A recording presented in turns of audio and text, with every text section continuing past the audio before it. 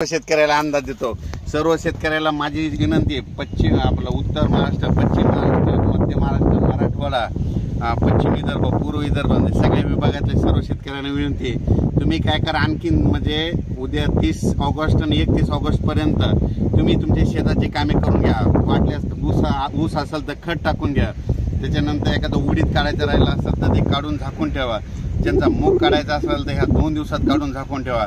कारण की राज्यामध्ये जवळपास 21 जिल्ह्यामध्ये म्हणजे 2 सप्टेंबर ते 5 सप्टेंबर मुसळधार पाऊस पडणार आहे म्हणून हा अंदाज लक्षात द्यायचा।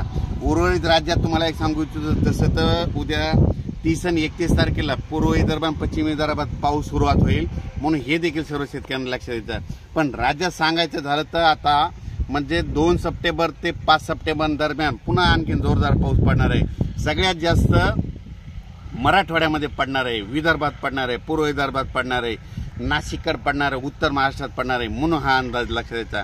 सविस्तर लगेच आता आपण डिटेल दिलेच जाईल। आज आणि उद्या 30 पर्यंत हवामान कोरडे राहणार आहे म्हणून सर्व शेतकऱ्यांनी मूग असेल, उडीद असेल, विदर्भ मराठवाड्यातल्या शेतकऱ्यांनी काढून घ्यावे।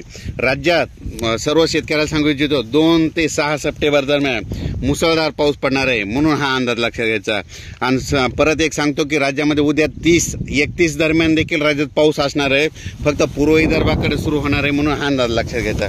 पण राज्यात सांगायचं झालं तर आपण तुम्हाला एक माहिती असं म्हणून सांगतो की उत्तर महाराष्ट्रामध्ये खूप पाऊस पडला आणि शेतकऱ्याचं खूप अतोनात नुकसान झालं, काहींचा फायदा झाला।